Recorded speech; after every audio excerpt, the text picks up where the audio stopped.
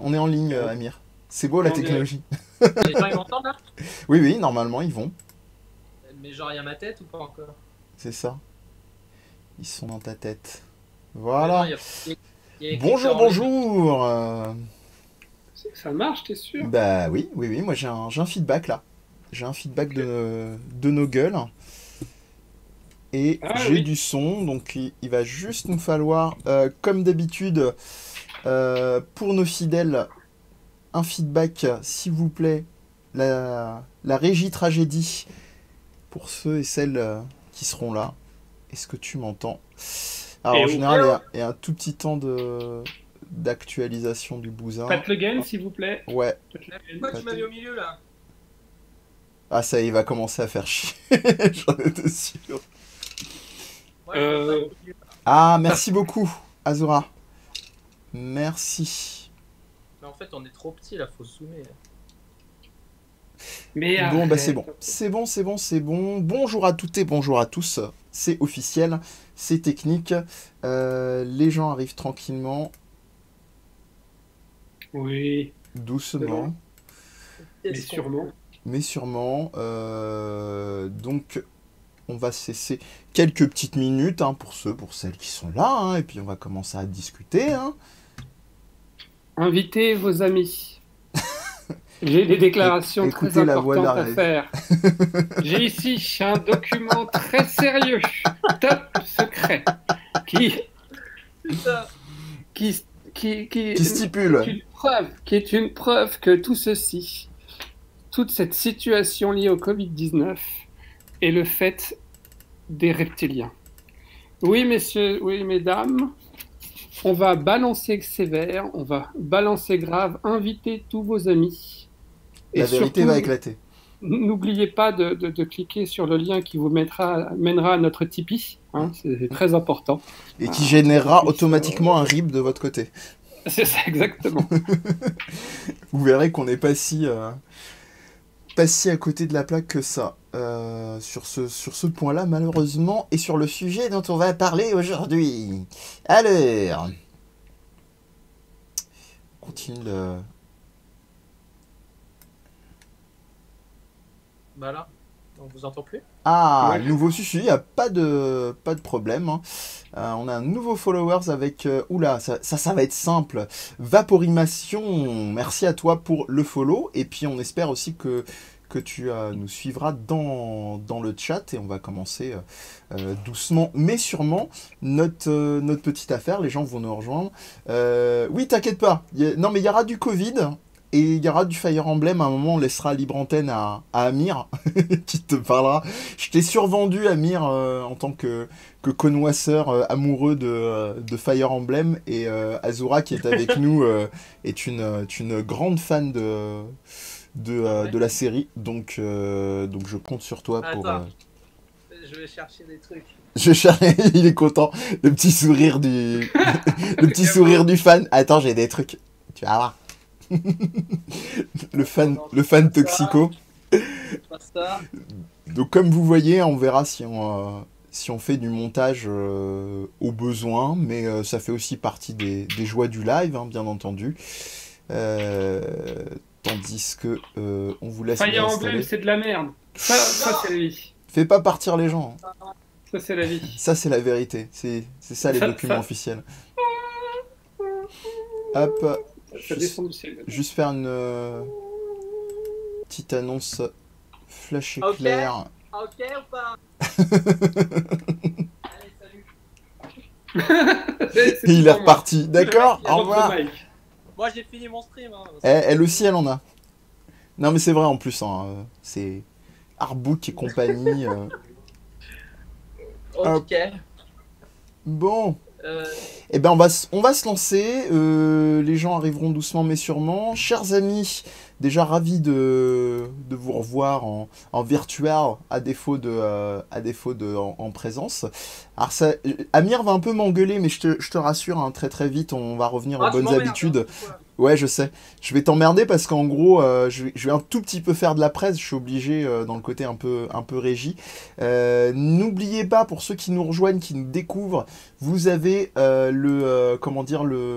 touche, enfin le point d'exclamation DZP. Vous avez absolument toutes les infos. Ici, vous avez le point d'exclamation MIFA. Vous avez toutes les infos qui vous sont données par Morsaille, évidemment, le tonton. Vous avez également le point d'exclamation Poto pour tous les copains de la famille Death Podcast et reco pour les sites qu'on aime bien. Notamment, j'ai pas encore fait, mais je vous rajouterai le cas, on va dire, le cas Azura qui est avec nous aujourd'hui sur le live. Donc on va revenir à notre histoire. On a décidé, vu que le titre en parle déjà un petit peu, de discuter non pas directement du virus, mais de discuter de documents sérieux, comme le disait Olivier, avec le professeur Raoult, j'ai envie de dire le professeur Raoult et ses avatars un petit peu. Donc on va commencer là-dessus, puis on verra bien où ça nous emmène.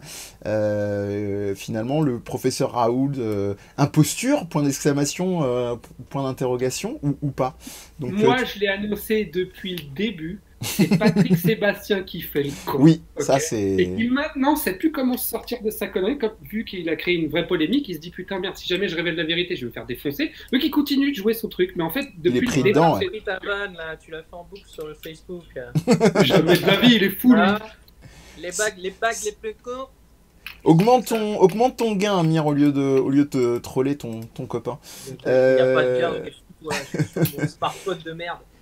Et sinon, ouais, plus sérieusement, si on peut dire ça comme ça, on va essayer de parler un petit peu de l'effet, je pense. Hein, c'est un peu l'angle sur lequel on voulait discuter de ce professeur Raoult. Alors, moi, la façon dont je l'ai reçu, c'était un petit peu beaucoup... c'est un peu... Alors, on va pas lui dire le Messie, parce que on souhaite pas même à son pire ennemi. En général, le propre du Messie, c'est quand même de mourir à la fin, donc c'est pas top. Mais c'était un peu le sauveur, quoi.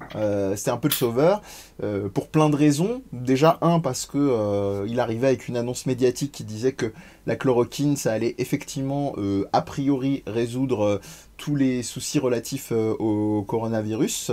Et deux, parce qu'il avait aussi un peu le look, j'exagère à peine, mais je pense qu'il y a beaucoup de gens qui ont été réceptifs à ça. Il a un look un peu christique, quoi, ce professeur Raoult. Alors avant, il n'a pas toujours eu les cheveux aussi longs et la barbe. Mais c'est vrai qu'il a un côté un peu... je sais pas ce que vous en pensez, hein, d'ailleurs. Moi, j'aurais dit rock'n'roll, moi. Ça rentre dedans. Hein. Avant de répondre à ta question, je tiens quand même à signaler que de nous trois, tu seras le complotiste du groupe parce que tu es celui qui est le plus près de ta caméra. Et moi, ma théorie, c'est que les complotistes sont toujours très près de leur caméra. Donc, tu es le complotiste. Non, mais sinon, au-delà de ça... Ouais, c'est ça, exact. Alors là, plus tu es près de ta caméra, plus tu es complotiste, tu vois. Là, t'en es au stade des reptiliens. Là, c'est le gouvernement veut nous manipuler, tu vois, et plus tu recules, et moins tu es... C'est la mise en scène du complot. C'est exactement tout. Non, mais moi, j'avais partagé le 17 mars, donc c'est bien avant cette polémique où là, tu es très, très complotiste. Là, c'est des extraterrestres. Mais j'avais partagé avant toute cette polémique une vidéo, justement, là, je crois que c'est la première, je crois que c'est celle qui a mis entre guillemets le feu aux poudres. Et en fait, moi, ce que j'aimais bien, en fait, c'était le fait que c'était pas catégorique. Tu vois, ça pourrait être l'hydroxychloroquine associée à je sais plus quel autre médicament pourrait être la fleur d'oranger. Ouais, c'est ça, exactement. Et un peu de coup de girofle. Mais moi, c'est ce qui m'avait intéressé, c'est-à-dire cette posture de dire pourrait. Calmons-nous, tu vois. Voilà, calmez-vous. C'est une possibilité, et effectivement, dans ce contexte-là, avoir une petite lueur d'espoir, ça fait toujours du bien, surtout quand en boucle sont partagés, que ce soit sur les réseaux ou à la télévision, que des news anxiogènes, comme d'habitude, j'ai envie de dire. Donc je l'avais partagé, et puis après, assez dans la foulée, alors je sais plus la date exacte, mais... Bah non, tu peux plus faire de foulée maintenant, avec le confinement, t'as pas le droit. Et oui, mais justement. Et quelques jours plus tard, donc 9 jours plus tard, j'avais partagé la vidéo, d'ailleurs, si jamais t'as des images à mettre que je t'ai envoyées tout à l'heure, de ce médecin, le docteur Eric Ménat. Alors c'est lequel parmi les... parce que j'ai une petite database maintenant grâce à toi. C'est le docteur Eric Ménat. Celui qui ressemble à Luna ? Non, celui avec les lunettes. Oui, donc celui qui ressemble à Hanouna. Non. Non, il y en a plusieurs à lunettes. C'est celui le qui a le nœud monsieur- pape ou... Ah non, c'est le deuxième qui est en discussion Skype, là. Le monsieur, c'est ça, exactement. Tout à Ah. fait, tu suis. Je t'avais mis les noms. Attention, Régie. J'avais Ah oui, mis en les- plus, lui, j'ai pas d'excuse parce qu'il y a même le... Il y a même son truc, son sous-titre. Mais continue sur ta pensée. Continue. Toujours est-il que. Salut Terry. Hello à toi, bienvenue. Toujours est-il que j'avais aussi partagé cette vidéo parce que j'aimais bien sa posture. En fait, il expliquait grosso modo que selon lui, en tant que médecin, les médecins avaient quand même une forme de devoir en matière de soins et que l'idée, c'était quand même de faire au mieux. Et que selon son expertise à lui et selon ce que disait le professeur Raoul, il pensait que il pouvait être utile de proposer à ses patients ce traitement-là, bien évidemment en leur stipulant que ça reste quand même quelque chose qui est à l'essai, qu'a priori les effets secondaires étaient pas trop dangereux puisque là c'est le truc qui tourne en ce moment, le Plaquenil, c'est quelque chose qui est prescrit depuis maintenant de nombreuses années dans le cas du traitement préventif du paludisme. Merci pour le follow, cher Terry. Mais ne t'interromps pas, tu vas prendre l'habitude, t'inquiète pas. Et en l'occurrence, je trouvais sa posture intéressante parce que voilà, il disait que par contre, attention, c'était peut-être quelque chose qui pourrait soigner les gens, mais qu'il fallait avoir conscience que peut-être pas, mais que c'était toujours bien d'avoir cet espoir-là et de pouvoir proposer en toute transparence aux patients la possibilité d'avoir accès à ce traitement-là.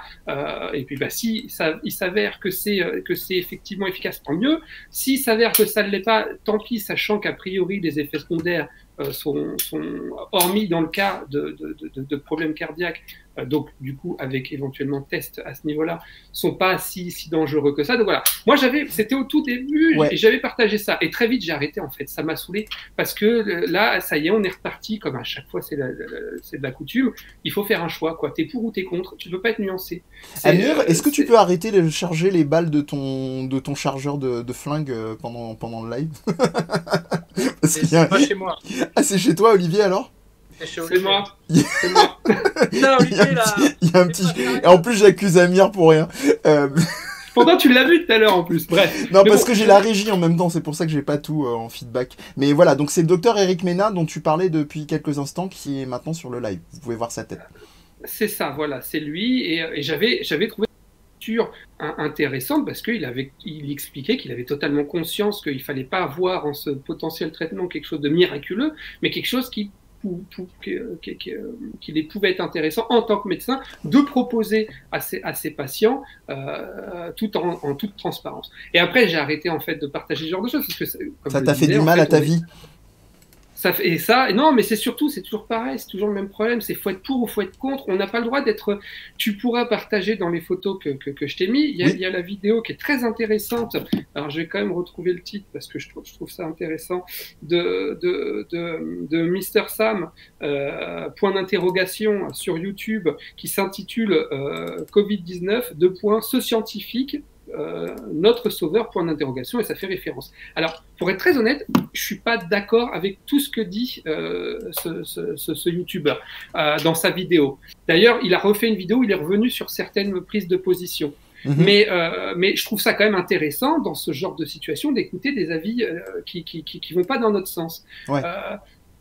Voilà, bon, c'est toujours, moi je trouve, le problème des gens qui se disent zététiciens, c'est qu'on a vite tendance peut-être des fois tomber dans une espèce de forme de rigueur relativement psychorigide de l'approche scientifique et qui peut nous faire peut-être des fois, je pense, basculer dans le scientisme. Au-delà de ça, il a quand même des arguments. Hein, non. Au-delà de ça, il a des arguments. Reste un mec, a priori, c'est...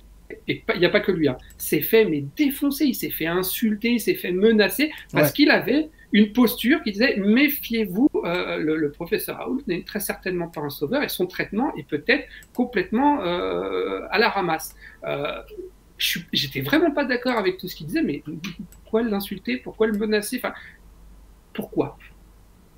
Bah parce que enfin je vais dire les gens, ce serait être réducteur moi aussi, mais il y a quand même un fonctionnement toujours comme tu l'as dit très très très binaire, hein, et puis encore plus, je pense que plus la situation est dans le rapport à l'urgence. Ici c'est un truc qui est effectivement anxiogène au possible, on parle même plus de menaces intangibles ou de trucs qui nous échappent, on parle de gens qui sont concrètement et littéralement morts.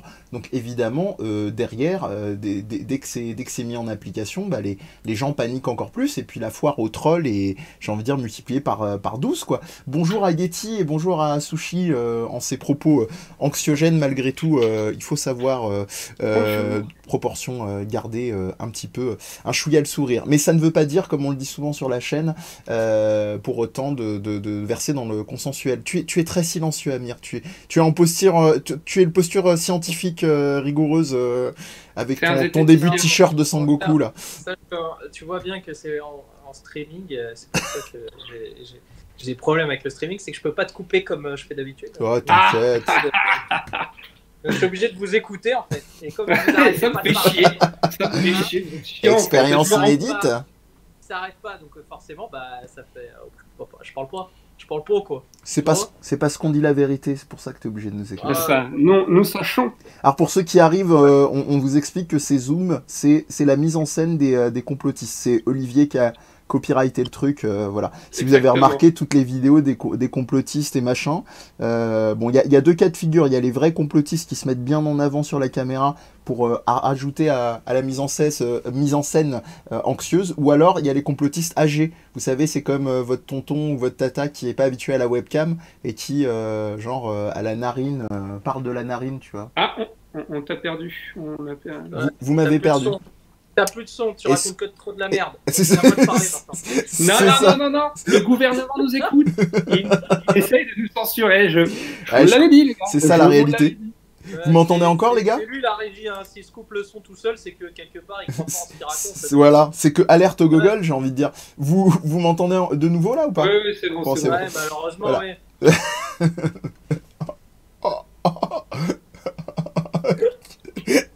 Ah non, mais qu'est-ce que tu veux Bon, alors, je peux parler ou pas là?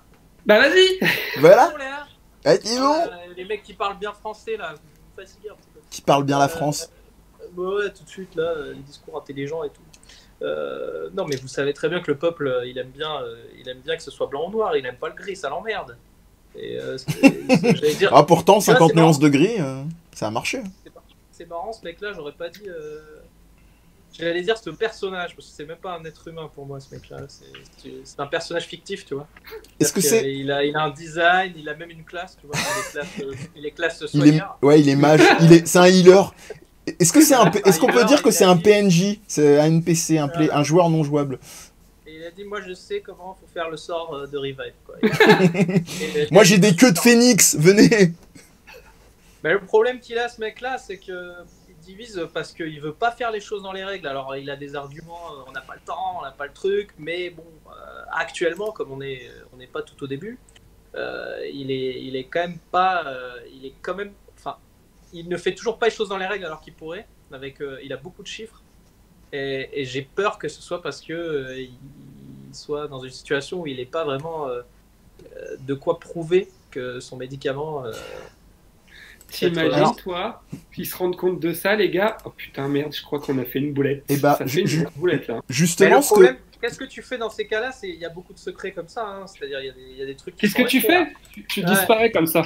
Voilà. Tu fais bli, comme dirait ma grand-mère. C'est bon. Mais non, mec, tu fais comme les religieux. Tu dis, on va adapter le bouquin. T'inquiète pas. On va en faire un film. On a contacté Disney. Ils sont sur une trilogie. Marier les gays, mais on garde le reste du bouquin. Et en fait, chaque fois, tu changes un peu. Mais non, mais je pense qu'il va pas. Jamais il vous dira, ah non, mais en fait, ça marche pas. Je regrette tout ce que j'ai fait. C'est pas du tout. Je vous ai tous menés en bateau. Le truc, c'est que. Mais il parle aussi un peu de manière agressive, hein, donc il parle un peu comme moi en fait. Il a tendance à dire ouais, non, mais moi de toute façon, je suis dans le top 10, ok, donc j'ai pas, tu me parles pas quoi. Mais, Ouais, en plus, je ressemble un peu à Dante, donc tu peux pas tester. Non, mais il est un peu comme ça. Non, mais il parle vraiment comme ça. Moi, je suis vraiment son channel. Hein. Donc, je regarde les vidéos qu'il poste sur le truc, c'est, je sais pas quoi, Méditerranée. C'est sur un vrai channel YouTube où il y a des vidéos de lui. Et bon, alors il est très convaincu de ce qu'il fait, mais des fois il y a des vidéos où il fait bon, alors regardez, on vous tapez sur Google meilleur scientifique du monde. Regardez, je l'ai vu celle-là. Tu l'as vu? Alors, et là, juste en dessous, là, c'est moi. Donc vous fermez tous vos gueules automatiquement. Monsieur Sam avait un très bon contre-argument par rapport à ce qu'il disait là, c'est qu'il expliquait qu'a priori ce site-là fonctionne par rapport au nombre de publications qu'on fait. Et comme toute l'université. Raoult signant beaucoup de publications, même celles qui a priori ne seraient pas les siennes, parce que la quantité qu'il en produit fait que c'est pas possible qu'elles viennent de lui. Forcément, il remonte. Je veux dire que c'est le Hans Zimmer de la médecine. Hans Zimmer, rafraîchis ma mémoire, ça me dit quelque chose. Le compositeur hollywoodien. Oui. Bah, écoute, je sais pas, mais alors, a priori. Il y a deux trucs par contre dans ce que vous dites qui sont super intéressants, les gars. C'est la comparaison à Hans Zimmer est très très bonne parce que c'est clairement le game de la recherche et la question de la visibilité. On peut presque faire un comparo entre les algorithmes YouTube dans le YouTube game et la recherche à l'heure actuelle. Et le deuxième truc que j'ai mis en lien d'ailleurs dans le chat, et c'est super au niveau de la synchro parce que j'allais le faire juste avant que Pipo qui nous a rejoint. Salut à toi Pipo, voilà, alias Jérôme du Catchacast entre autres. Il m'avait partagé un thread pour répondre un sujet, donc pour répondre à mes interrogations sur le côté épidémiologie, parce qu'il il travaille encore dans le champ de l'épidémiologie, Jérôme, et ça explique pour ceux qui veulent vraiment un lien rigoureux et qui reste tout à fait accessible, que les propositions de Raoult sont tout à fait pas simplement et unilatéralement contestables, mais qu'elles reposent sur pas grand chose par rapport à ce qu'il a proposé, qu'il y a beaucoup d'éléments qui sont balayés d'un revers de la main au niveau notamment des effets à la fois déjà de la population sur lesquelles les études ont été faites et des effets notamment les effets indésirables d'un point de vue cardiaque, etc. Et donc là vous avez vraiment, si vous voulez un truc vraiment renseigné, alors on vous le dit souvent sur Death Podcast, on ne vire pas au scientisme, mais en tout cas si vous voulez quelque chose de rigoureux d'un point de vue scientifique, vous avez ça. Et le problème, c'est vrai que Raoult, il a aussi fait sa propre pub et les gens l'ont relayé aussi là-dessus par le truc, ça a marché chez les Chinois, pourquoi est-ce qu'on s'autoriserait pas à se dire que ça puisse marcher chez nous au niveau des études. Et ça a été un peu son fer de lance, son cheval de bataille pendant un bon petit moment. Et voilà. Chez les Chinois, c'est de pas dire la vérité. Alors peut-être qu'on devrait faire la même chose aussi. C'est-à-dire je sais pas, peut-être qu'on devrait dire que ça marche très bien la chloroquine alors que ça marche pas. Ah non, mais moi honnêtement dans cette situation je pense, je parle en mon nom, je parle pour personne d'autre, qu'il est important que je reste à ma place, c'est-à-dire que en fait j'y connais rien en matière de virus, tout ça. Par contre je m'y connais un petit peu plus en psychologie cognitive et je connais le phénomène de biais de confirmation dont je parle souvent, qui a tendance à nous faire voir que ce que l'on est préparé à voir, ou même dans une certaine mesure ce que l'on a envie de voir. Et il y a cette vraie question qui se pose dans cette situation-là. Que ça soit, entre guillemets, dans un camp ou dans l'autre, s'il faut diviser, c'est-à-dire les pros contre les antis, est-ce que chacun n'est pas susceptible d'être assujetti à ce fameux biais de confirmation et Raoult compris, c'est pas parce qu'il est le plus grand expert mondial dans le domaine qu'il n'est pas susceptible de tomber dans le piège de ce biais. Bien sûr. C'est hyper important. Je pense que de toute façon, ça fait partie des choses. Alors, c'est normal, attention, j'ai tout à fait conscience du fait que, et en plus, là, en l'occurrence, de par mon métier, je suis relativement j'allais dire en première ligne, c'est pas le mot, oui. Mais j'ai déjà eu... Tu es au contact en première ligne au niveau des feedbacks, des angoisses des gens et de... Voilà, des angoisses. Et de ces fameux biais.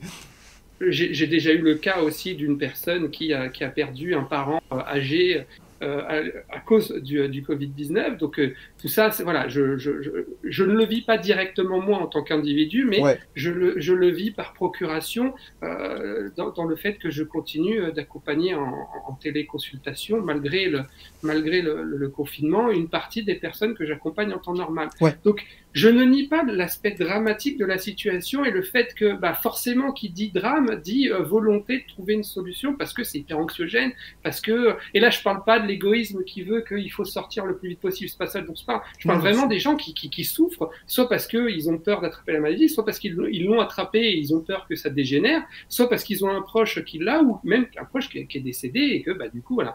Donc, je peux comprendre cette volonté de trouver vite une solution, mais les faits, la réalité des choses, c'est que il n'y a qu'après coup en fait que tu peux vraiment mesurer l'impact d'un traitement ou ce genre de choses. Là, pour le moment, en fait, il est vraiment trop tôt.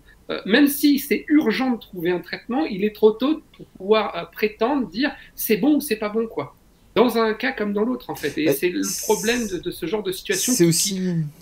C'est aussi toujours ce rapport par rapport à ce que tu dis, Olivier. Et moi, je trouve en général, c'est la phrase qui, moi, me touche toujours le plus par rapport, entre autres, à la médecine et aux choses qui vont vraiment toucher à un risque létal, donc un risque de mort.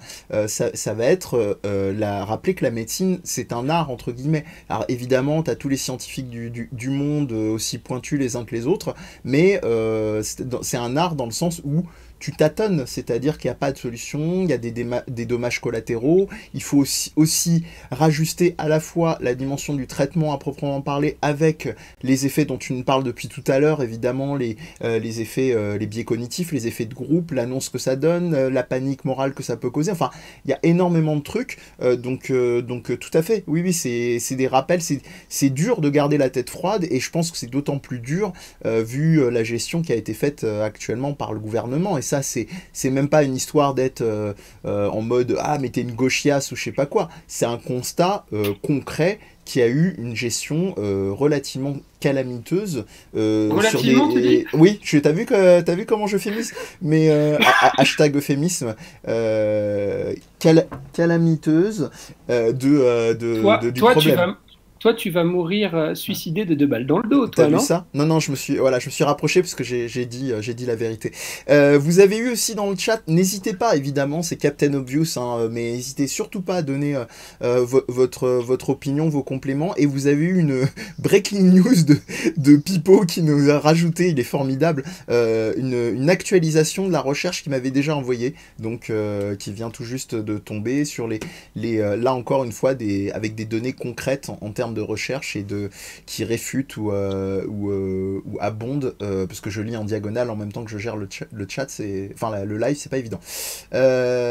Amir ou sinon Olivier, peut-être sur la galerie des avatars de Raoult. Attendez, moi je suis pas du tout d'accord avec vous. Ah bah très bien. Alors vas-y, je t'en prie. Alors qu'est-ce que vous avez dit ? Comme ça je suis pas d'accord. C'est de la merde, ce que tu dis. La gestion calamiteuse, moi je suis plus mesuré parce que comme c'est un truc qui est parce qu'on a fait une autre émission, vous vous souvenez ? Ah ouais ? Ouais, on parle. Il va nous ressortir. Ah, il est content. Je le vois, regarde. Tu nous parles de l'émission sur la technologie. Non, parce que le problème de ce virus, c'est pas sa dangerosité, c'est la facilité avec laquelle il se transmet. Mm-hmm.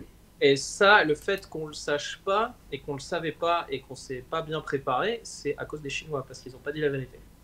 Mm-hmm. Voilà ce que je pense. Donc, moi, j'essaye toujours d'être un peu plus mesuré et comme c'est un truc qui est jamais arrivé dans nos sociétés modernes, c'est-à-dire qu'avant, on n'était pas autant connectés, et, je veux dire physiquement, c'est-à-dire que les gens ne voyageaient pas autant d'un continent à l'autre. On n'avait pas cette facilité, et donc en fait, c'est la première fois, je pense, depuis l'ère moderne qu'on se retrouve avec un truc qui se transmet très facilement, avec un monde hyper connecté dans tous les sens du terme. Tu me diras si c'est à ça dont tu faisais référence, Mehdi, mais je pense qu'en matière de calamité, désolé. Ouais, ça a un peu sauté, ouais. Tu disais redis. Gestion calamiteuse. Je disais qu'en matière de gestion calamiteuse, faut quand même reconnaître que les coupes budgétaires en matière de soins hospitaliers, ils sont pas non plus pour rien. Je veux dire, aujourd'hui, quand tu connais un petit peu de monde qui travaille dans le milieu hospitalier, et ça, c'est pas des trucs de complotistes, hein, c'est quelqu'un que je connais personnellement. Mais en plus, c'est vraiment une infirmière qui m'a envoyé une photo de boîte de masque, elle l'a reçue, qui a été périmée depuis 10 ans. C'est l'équivalent de l'ami noir en ce moment, l'ami infirmier. C'est ça exactement. Comme l'ami Ricoeur. Voilà, c'est un état de fait que ça fait des années que ça soit mes contacts dans le milieu psychiatrique ou les personnes que je connais qui travaillent dans le milieu hospitalier, on va dire, plus traditionnel, ça fait des années que j'entends que les patients sont de plus en plus vus lors des briefings ou ce genre de choses comme des clients, qu'il est nécessaire de réfléchir en matière de rentabilité et que des fois on est amené à mettre dehors des gens qui auraient encore besoin de soins parce que c'est pas rentable de les garder. Ça fait des années que je l'entends. Je fais partie du conseil local de santé mentale de ma ville. Ça, c'est quelque chose qui est récurrent. Le manque de moyens dans le milieu psychiatrique. Et il n'y a pas que dans le milieu psychiatrique. Il y a dans d'autres, dans le milieu plus traditionnel, c'est exactement pareil. À chaque fois, c'est toujours, oui, en fait, maintenant, c'est une question de chiffres. Alors que, à mon sens, après, ça n'engage que moi ce que je dis, hein, il n'est pas seulement question de chiffres. Et que, du coup, oui, effectivement, tu as totalement raison, Amir, hein, le fait qu'il se transmette beaucoup plus facilement qu'une grippe, on n'était pas préparé, mais je pense que si on avait mis en amont plus de moyens, sans même penser au Covid-19, et tout simplement parce qu'on avait une gestion de la santé moins axée sur l'aspect purement chiffres, on aurait très certainement pu gérer cette situation de manière plus humaine, on va dire. Parce que moi, ça fait un moment que j'en parlais, on en parlait la dernière fois qu'on s'est eu.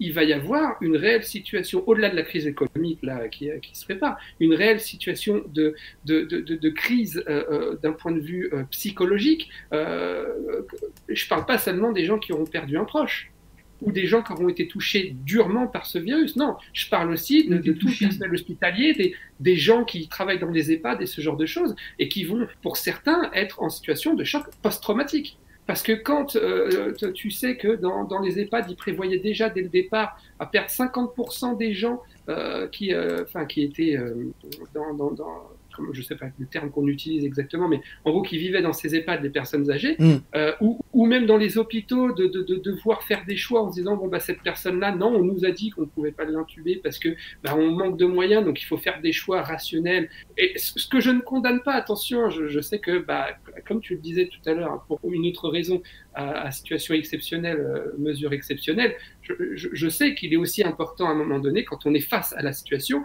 de trouver les solutions les plus adapté. Mais ça n'empêche qu'il y a quand même ce facteur humain et que après coup, quand la pression va redescendre, tout ce personnel-là, il va être face parce que, en tout cas, moi, je fais partie des privilégiés qui sont préservés, entre guillemets, dans le sens où, dans ma famille, pour le moment, personne n'a été touché sévèrement. Je vis pas dans un espace réduit. Tu es bien entouré. Voilà, je suis bien... Je parle des figurines. Exactement. J'ai Goku avec moi en cas de problème. Et Mazinger, parce que sinon tu vas décevoir Pipo, hein, si tu cites pas Mazinger. Exactement. Bref, toujours est-il que, voilà, il y a aussi cet aspect-là, je pense, qui n'est pas à dénier. Oui, tu peux rajouter aussi, moi ce qui m'inquiète le plus, c'est-à-dire, faut une vision aussi périphérique des choses, dans le sens où, par exemple, là on parle uniquement, tu as commencé à le rappeler Olivier, des dommages directs ou indirects, des personnes qui vont être décédées ou qui auront été atteintes.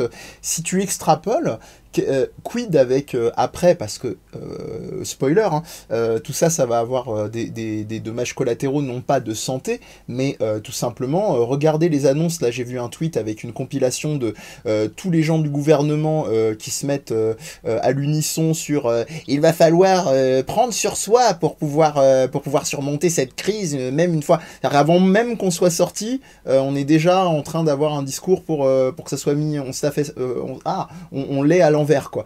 Donc t'avais Valls, j'ai vu un screen avec Valls, Sarkozy, Hollande et Le Maire qui était en train d'annoncer ça. Et quand je pense à ça... C'est quoi, parce que ça a coupé quand t'as... Qui annonçait il va falloir se serrer la ceinture. pour surmonter la crise. Voilà. Il va falloir j'ai des bretelles, j'ai pas le temps. Bah ouais, bien wesh. Mais qu'est-ce que je voulais dire? Le problème, moi, ce à quoi je pense, c'est les gens qui déjà de base, même sans l'histoire du Covid, qui a été fragilisés psychiquement en point de vue de la santé, des personnes pour qui, par exemple, leur travail ou même, allons plus loin, leur vie était déjà dur à surmonter, on va rajouter une surcouche de merde, quoi. Tu vois, c'est comme, effectivement, c'est un tiramisu de merde, en fait. C'est-à-dire que t'as les boudoirs, t'as les saloperies qui se surajoutent, et puis derrière, t'as la dernière couche de comment ça s'appelle, déjà, cette crème, pourtant, c'est pas faute de faire de la cuisine, non, qu'il y a dans le tiramisu. Mascarpone qui va se rajouter dessus avec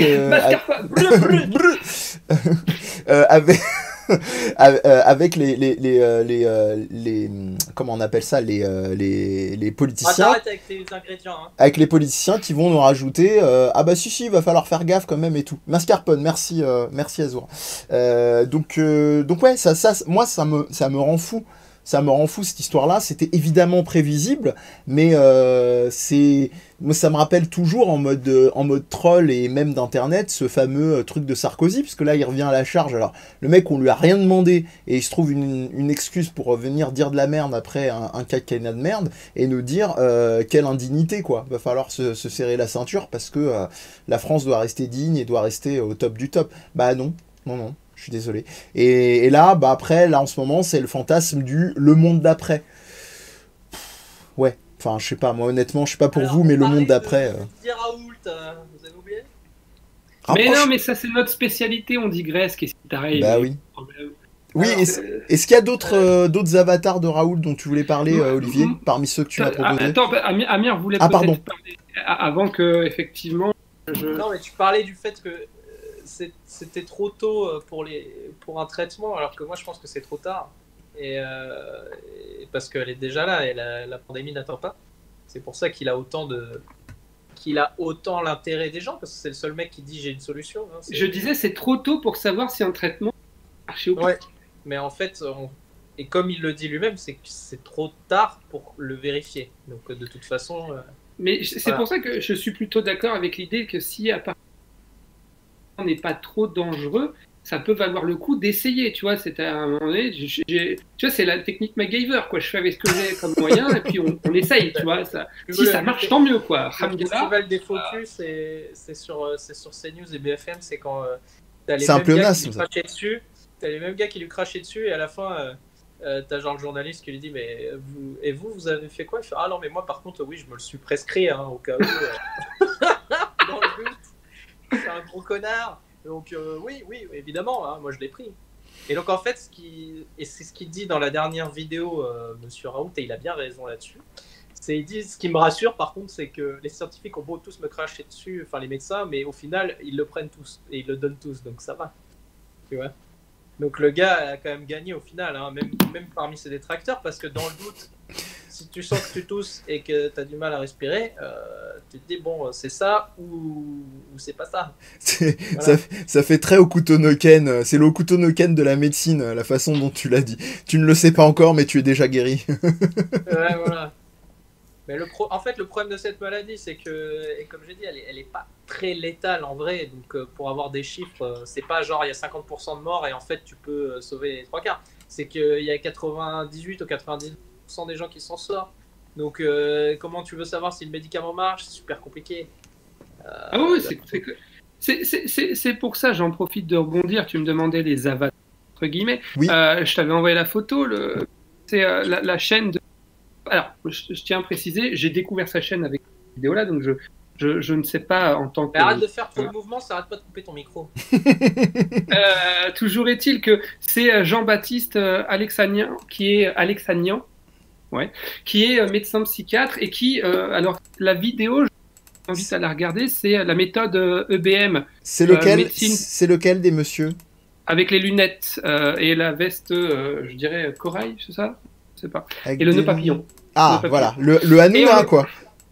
Si tu veux. Et donc, de la vidéo, c'est EBM, médecine basée sur les preuves. Évidence, based médecine, attention aux arnaques. Et en fait, il relativise cette posture scientifique qui dit que seules les méthodes basées sur la vérification en double aveugle sont des méthodes qu'on peut qualifier de démarche scientifique. En fait. Tu peux rappeler ce que c'est double aveugle, Olivier, du coup peut-être pour ceux qui... Vas-y, est-ce que j'ai peur de dire une grosse bêtise? C'est quand tu prends deux groupes et que il y en a un, tu donnes le placebo et l'autre non. C'est ça. Voilà. J'étais pas sûr. Bref. Toujours est-il que voilà, il explique qu'il y a plusieurs... Et c'est surtout que tu ne dis à personne à qui tu donnes quoi. Voilà. Oui, bien sûr, par définition. Oui. C'est le rappel nécessaire. Ouais.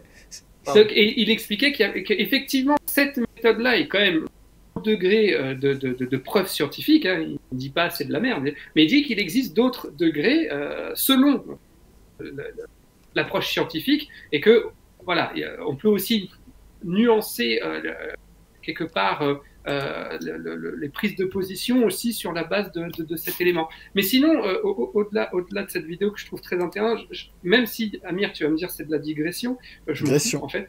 Ça fait trop plaisir. Voilà, merci. Non, mais je t'ai envoyé aussi sa photo parce que, alors lui, mais on en parlait tout à l'heure avec Mehdi en off. Je sais pas si toi, Amir, tu l'as vu cette vidéo. Alors le mec, son nom, c'est, je le traduirais par fort, mais le 4, c'est écrit 4, fort Ovet 24. 4, O-V-E-T et 24.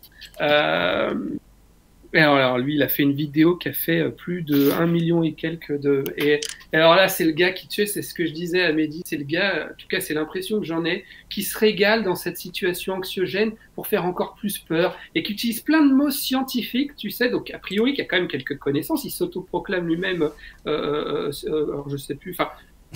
il s'auto-célèbre, quoi. Non, il n'est pas médecin, mais en gros, je ne sais plus comment il dit qu'il est pas médecin autodidacte, mais scientifique autodidacte.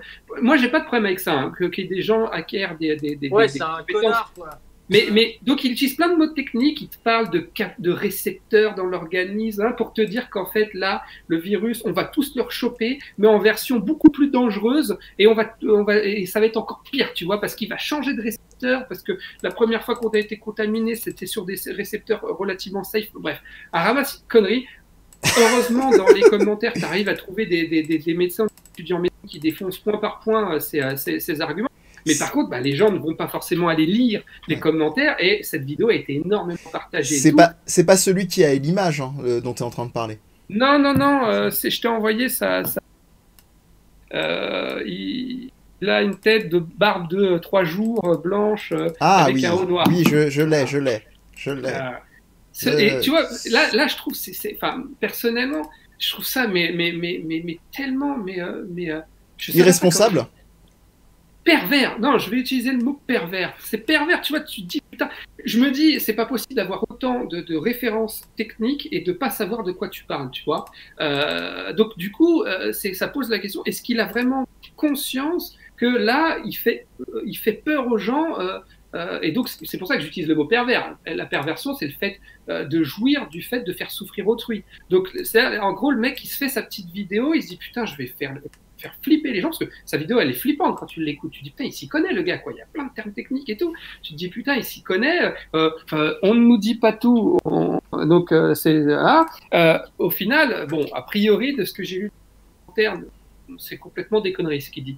Mais voilà, tu te dis, putain, on en est là, quoi. T'as des gens qui arrivent, qui se frottent là, putain, je vais kiffer, je vais les faire flipper, je vais les faire paniquer. Donc tous se ruer dans les magasins pour acheter du PQ. Avec le temps, je me dis souvent que ces mecs-là, c'est pas des pervers ou quoi, c'est des putains de névrosés. Et en fait, le meilleur moyen qu'ils ont trouvé pour en sortir, c'est de le partager aux autres, en fait. Mais tu crois qu'il peut avoir autant de connaissances? Je t'invite à regarder la vidéo, à voir. Bien sûr. Technique et se tromper. Attends, mais tu crois que les mecs qui sont complotistes, ils ont pas des connaissances de ouf non. Quand ils traduisent leur truc, non, mais là, je crois que pour résumer, parce que le problème du terme pervers, hein, c'est pour ça aussi que tu as autant hésité à l'utiliser, je pense, Olivier, c'est que c'est le fourre-tout absolu. Moi, oui, je vais pas aller dans de la catégorisation, et je pense que même si tu l'as utilisé, c'est que il y a un côté tellement sidérant de conneries et d'irresponsabilité des personnes personnes qui vont aller avoir des recours pareils avec ce qu'ils savent d'influence, ou même sans influence, hein, c'est aussi pour ça que j'ai rajouté le petit gif qui va bien à côté, de se dire, mais réfléchis 2 secondes. Réfléchis 2 secondes, c'est-à-dire... Après, je pense qu'il y a un moment, c'est en ton âme et conscience, et là, c'est même plus une dimension de jugement moral. Tu fais un choix pareil, je pense que ce type-là... je parle même pas de l'intelligence, du style, les connaissances, le savoir. Hein. Je parle d'un moment, tu fais le choix, et tu peux pas dire que t'étais pas prévenu. Si après, il y a des gens qui vont se mettre en danger, ou qui vont croire à des trucs complètement absurdes. C'est un pur appât du gain, et puis basta, quoi. C'est pour ça que je n'affirme rien, mais je me dis, en fait, c'est pour ça que quand je dis pervers, c'est plaisir ou à faire souffrir quelqu'un d'autre, à voir quelqu'un souffrir ou à le faire souffrir. Je me pose cette question, alors peut-être qu'Amir a raison, hein, mais je me pose cette question, parce que ça existe des gens qui font exprès pour pouvoir voir les autres souffrir et qui après en jouissent. Mais bon, je peux rien affirmer, je le connais pas, je suis pas dans sa tête, je connais pas. Moi je le connais, c'est mon voisin. Ah super. Je lui ai dit arrête, mec, sur le palier. Je lui ai dit arrête. Arrête. Enfin, voilà. Ouais, écoute, moi, je pense que c'est simplement une question de responsabilité à un moment. J'en ai marre de chercher 15 milliards de justifications pour des personnes qui sont pas capables de soi-disant se projeter sur l'impact que ça peut avoir une telle façon de faire. C'est un sujet qui revient tellement souvent et on est tellement en train de ces gens-là. Sushi qui a bien résumé. La seule étape qui m'intéresserait maintenant, ce serait de les avoir en vrai, ces gens-là, pour comprendre en fait. Oui, je suis d'accord. Mais parce que ce serait pas le même on théorise effet. beaucoup sur eux et limite on fait du complotisme à notre manière, c'est-à-dire qu'on complotise sur ce qu'ils sont capables d'être, mais au final on ne sait pas vraiment. Et donc moi je suis curieux de voir. Mais moi je suis d'accord avec toi. Je voudrais pouvoir parler avec cet individu. Cela dit, catégorie. Ah, on t'entend plus, Olivier. Je pense que tu parlais catégorie. Pat Le Guen. Oui, c'est ça, la régie. Je suis en Ethernet, tout ça, normalement, tout devrait bien se passer. Non, je disais que c'est pour ça que je ne suis pas catégorique, que je n'affirme rien et que je voudrais pouvoir discuter avec cette personne.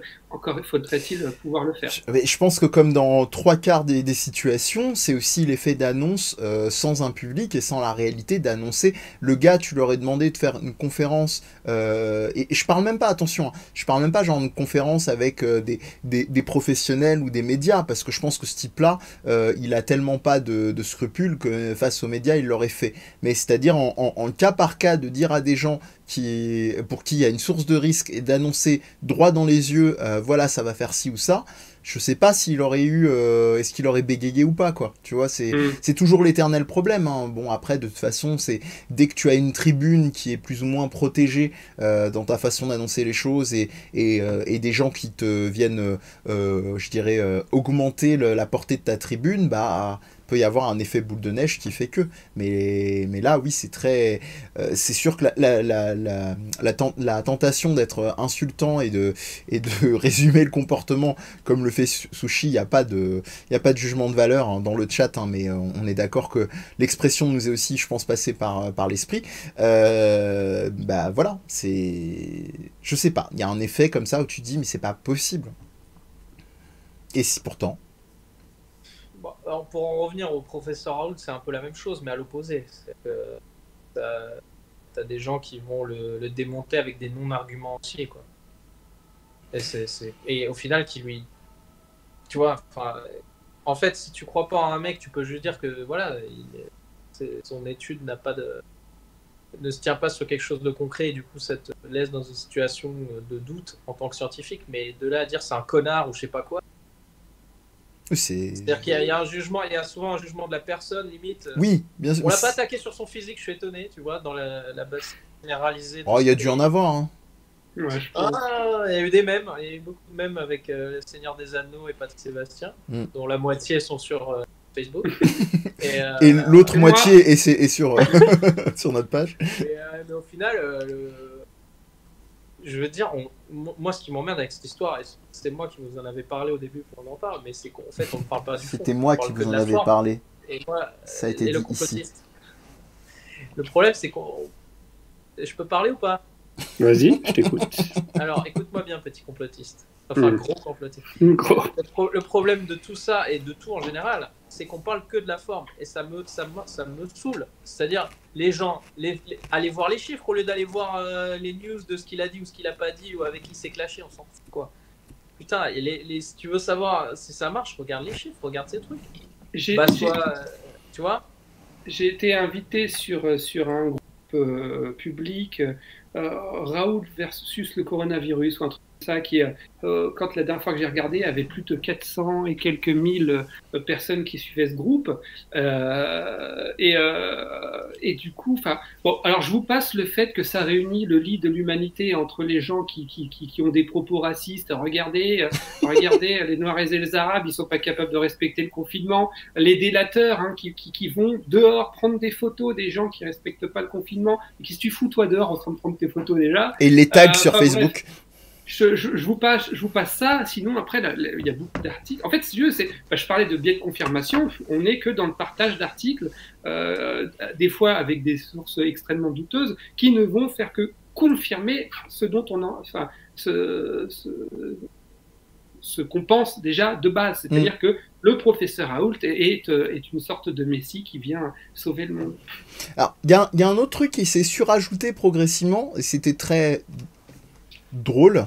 Je fais des air quotes, des guillemets aériens, pour dire que la façon dont les gens qui soutenaient Raoult, même pas forcément sur la dimension, la rigueur scientifique, hein, mais qui soutenaient le personnage, comme disait Amir au début, avec humour, mais je trouve que c'est très bien résumé, c'est-à-dire que le mec, c'est vraiment, il a été érigé en tant que perso, quoi. En plus, ah oui, je disais Jésus, mais je trouve qu'il a un côté aussi un peu barde, un peu celtique, tu vois. Moi, c'est plus ça. Et ça a été, je sais pas si vous avez vu, ça a été la deuxième vague concernant Raoult, au-delà de ses nouvelles annonces au niveau de ses recherches, ça a été ces fameuses vidéos qui ont popé et qui disaient de lui, c'était des conférences qu'il faisait il y a quelques années et qui soutenaient en fait avec un angle très très, on va dire, social hero, très héros du peuple, et qui disait, moi mes meilleurs chercheurs ce sont des Noirs et des Arabes, parce que c'est eux qui sont tellement en galère dans leur pays, quand ils viennent étudier en France, en fait, c'est eux qui sont à fond de balle, et que la plupart des étudiants européens, occidentaux et même français sont ceux qui ont le moins de validation de leur diplôme ou de leur recherche. Donc, et ça, j'ai l'impression aussi, c'est devenu un deuxième autre biais de cognitif, de confirmation, de se dire, ah bah oui, il a forcément raison, parce qu'il dit la vérité. Et là, je plaisante même pas, au-delà du mouvement de caméra que je viens de faire en mode à la con, dans le sens où, voilà, il soutient des causes nobles. Donc, on va même pas chercher à savoir si ce qu'il dit scientifiquement est valide. Il soutient des causes nobles. Ah, mais il n'y a pas que ça, et on dirait on dirait, en fait, le truc, c'est qu'il défend... Le problème, c'est qu'on va sur des trucs... Moi, je vous dis, franchement, les gens, il y a des gens qui meurent, et je trouve ça ridicule qu'on soit sur des trucs qui n'ont rien à voir, parce qu'il décrit une classe moyenne, il ressemble, c'est le gilet jaune des gilets jaunes, c'est le super saiyan des gilets jaunes. Voilà, c'est le gars qui va mettre à genoux le président, qui l'a obligé à venir aller le voir. C'est Paris contre Marseille, c'est PSG-OM, c'est tellement de trucs à la fois, ce mec-là. Et c'est tellement useless aussi, tout ça, parce que ça n'a rien à voir avec le problème de base et avec les médicaments. Donc, moi, en fait, quand je vois ça à la télé, qu'est-ce que ça m'ennuie d'avoir de l'enrobage vide. Et au final, le fond, c'est-à-dire, quels sont vos chiffres, monsieur? Combien de personnes sont soignées? On s'en bat les couilles. Le mec, ça fait 1000 personnes qu'il a soigné. On parle pas des chiffres. Non, on parle de sa barbe, on parle de ses vidéos où il a clashé lui. Enfin. Bah, j'ai un peu. Même le magazine Fan 2, il m'apprenait. J'ai un peu. Ouais, bah oui, carrément, hein. Mais c'est ça, mais c'est de l'animation à on va dire, à ériger comme ça en personne. C'est la Société du spectacle, hein, je l'ai mis en lien pour ceux qui connaîtraient pas, hein, qui a un bouquin de Guy Debord. On va plus s'intéresser, comme tu dis, aux mêmes, aux à côté, à ce côté l'élu des élus. Moi j'ai l'impression, enfin je compare, hein, ça vaut ce que ça vaut évidemment, mais là face à une certaine forme de crise, et ce qui m'inquiète par rapport à ce que tu dis, Amir, c'est que je pense, sans être pessimiste, mais l'histoire se répète beaucoup, que on aura vite fait de l'oublier, lui, et les réalités sociales de toute cette merde, dès qu'on sera un peu beaucoup sorti du confinement. Ça a été le même effet quand on a eu Poutou à l'époque, qui était venu et qui avait clashé genre tout le monde pendant le live en renvoyant comment dire Macron à ses conneries sur le niveau économique, en renvoyant Marine Le Pen à ses casseroles d'un point de vue raciste, etc. Et après, la réalité, alors je suis même pas dans un truc vous étiez où pour voter pour Poutou? Non, c'est simplement que le mec aujourd'hui, il en reste plus rien, quoi. Ça a été un truc que les gens regardaient parce qu'il fallait regarder, il fallait reparler le lendemain à la machine à café avec une bière. Moi, je préfère une personne qui va ne pas regarder éventuellement le soir même et va lire éventuellement un article sur la discussion et sur les échanges, ou va regarder à froid le débat, quitte à le regarder en accéléré, quoi. Mais c'est la même chose, c'est une autre forme de spectacle, mais là, avec Raoult et l'angoisse, vraiment, je répète, de mort, qui est encore un facteur aggravant de l'angoisse globale, quoi. Il y a Getty qui nous dit en plus donc de son racisme, c'était son immunité diplomatique qui était remise en question, a quand même fait un bon résultat à Bordeaux, hélas pas assez. Oui, tout à fait. Je te totalement, Mehdi, tu fais référence au fait que selon toi, et je suis assez d'accord, on va repartir comme si de rien n'était. Suis Par contre, alors j'annonce. Coup de pied latéral. Coup de pied latéral sur la gauche, non. Soit dans 10 piges, je suis considéré comme on appelle ça un voyant, enfin tu sais, un oracle, tu sais. Soit tout le monde aura oublié, donc je m'en fous. Moi, je le sens bien. Que vous avez remarqué, en 2002, il y avait eu, alors je sais plus c'était quoi déjà, mais il y avait eu une grosse épidémie comme ça. 2009, c'était le H1N1. Là, on est en 2020. Donc, et à chaque 2000, fois, toujours... le virus, H1N1, je répète, pas en mode pour continuer à te suivre, mais parce qu'il y a une coupe du live. Ok. Donc, il y a eu comme ça à peu près tous 10 ans, grosso modo. Donc, d'ici une dizaine d'années, moi, j'annonce, tout le monde est reparti parce que on n'en a pas parlé, je ne veux pas développer, mais il y a aussi des raisons écologiques qui mènent à l'apparition de ce virus. N'en déplaise aux complotistes qui préféreraient que ça soit la responsabilité des gouvernements pour éviter peut-être inconsciemment d'avoir à se remettre en question. Mais voilà, déforestation, blablabla, je ne vais pas revenir là-dessus, je ne vous apprendrai rien. Toujours est-il que je pense qu'on va repartir comme en l'an 40, comme et que d'ici une dizaine d'années, on va se retaper l'apparition d'un virus, mais encore plus sévère, tu sais. Genre le truc qui va bien nous péter la gueule, parce que même si ça reste dramatique, et d'ailleurs tu le fais très justement, enfin vous l'avez fait très justement, il y a quand même des morts, j'irai même plus loin, il y a pas seulement des morts, il y a de la souffrance, que ça soit, comme je le disais tout à l'heure, perte d'un proche, mais même aussi conditions de vie difficiles. D'ailleurs, dédicace, enfin peut-être pas dédicace, mais petit rappel aux gens là qui font des vidéos pour nous dire à quel point on a de la chance de pouvoir vivre cette situation de confinement, parce que c'est une occasion de pouvoir nous recentrer sur nous-mêmes. Oh là là, au secours, quoi. Clairement, moi, je fais partie des privilégiés, c'est-à-dire que, comme je l'ai dit tout à l'heure, je continue de travailler en téléconsultation, mais moins, donc du coup, j'ai plus de temps, ce qui me permet de pouvoir écrire, passer du temps avec ma femme et ma fille, de pouvoir faire des choses que j'ai pas forcément le temps de faire d'habitude. Je vis dans un espace pas trop restreint, j'ai accès à un jardin, je fais partie des privilégiés. Et puis, j'ai fait quand même un travail sur moi-même qui m'a permis aussi d'apprendre à me détacher de certaines situations, même si j'ai la notion des préférés, comme le disait Sénèque, c'est-à-dire que je préférais pouvoir sortir qu'être confiné. Je vis très bien cette situation parce que j'en suis détaché. Pourquoi tu parles de Metal Gear Solid? Sénèque, c'est... Ah, pardon. Cela dit, j'ai tout le cheminement qui m'en a fallu pour en arriver là. Et puis encore une fois, comme je vous disais tout à l'heure, du fait que je suis un privilégié. On oublie un petit peu trop souvent de parler des gens qui vivent confinés avec des gens avec qui ça se passe mal. Il y a quand même, on le dit, une recrudescence de violences conjugales, familiales, des gens, comme je le disais tout à l'heure, qui ont été durement touchés par la maladie ou qui sont en ce moment touchés ou qui ont un proche qui est touché ou même qui est décédé. Enfin, et j'en passe, parce que tu le disais aussi tout à l'heure, il y a la réalité économique aussi. Hein. Enfin bref, tu vois, je trouve que aller faire des vidéos pour dire que c'est une chance, si c'est une chance pour toi, profites-en oui, puis sois humble et ferme ta gueule. Voilà, c'est ça. Sois humble, parce que je trouve ça personnellement indécent, voire condescendant, d'aller faire ce genre de recommandations à tout à chacun, sachant qu'il y a des gens qui, malheureusement, peuvent vivre la situation de manière beaucoup plus violente et n'ont pas fait le cheminement qui pourrait leur permettre d'en arriver à un état de détachement comme celui-ci. Donc, voire même, je vais aller plus loin, non pas forcément la possibilité, je vais pas dire faculté parce que ce serait réducteur, dans le sens...